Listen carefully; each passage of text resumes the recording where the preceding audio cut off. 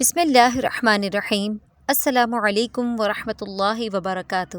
حضرت عبد الرحمن بن عوف رضی اللہ عنہ اپنی والدہ محترمہ حضرت شفا بنت عمر رضی اللہ عنہا سے روایت کرتے ہیں۔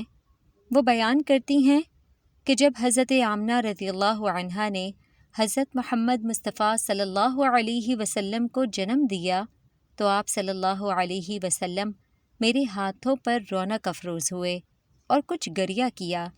میں نے سنا کہ کوئی کہہ رہا تھا، اللہ تعالیٰ آپ پر رحمتوں کی برسات کرے۔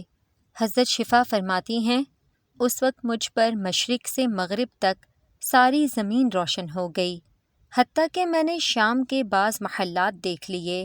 وہ بیان فرماتی ہیں کہ پھر میں نے آپ علیہ الصلاۃ والسلام کو لباس پہنایا اور بستر پر لٹا دیا۔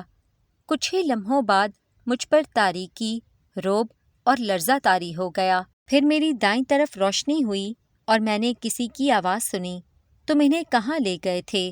اس نے جواب دیا، مغرب کی طرف۔ اب پھر مجھ پر بائیں طرف سے رعب و خوف طاری ہوا، پھر روشنی ہوئی اور میں نے کسی کی آواز سنی، تم انہیں کہاں لے گئے تھے؟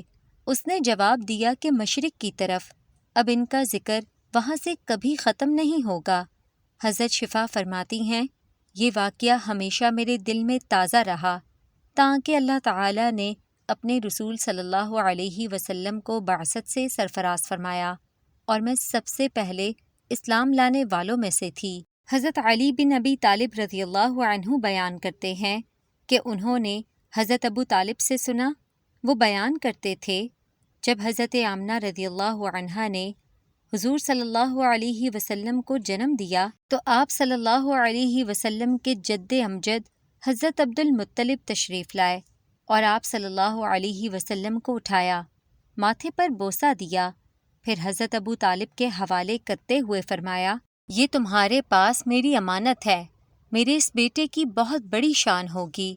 پھر حضرت عبد المطلب نے اونٹ اور بکریاں ذبح کروائیں اور تمام اہل مکہ کی 3 دن تک ضیافت کی۔ پھر مکہ مکرمہ کی طرف آنے والے ہر راستے پر اونٹ ذبح کر کے رکھوا دیے، جن سے تمام انسانوں، جانوروں اور پرندوں کو گوشت لینے کی اجازت تھی۔ مزید احادیث سننے کے لیے ہمارے channel Alima online T V کو سبسکرائب کریں اور ساتھ ہی بنے بیل آئیکن کو لازمی کلک کر لیں۔ وما علینا الا البلاغ المبین۔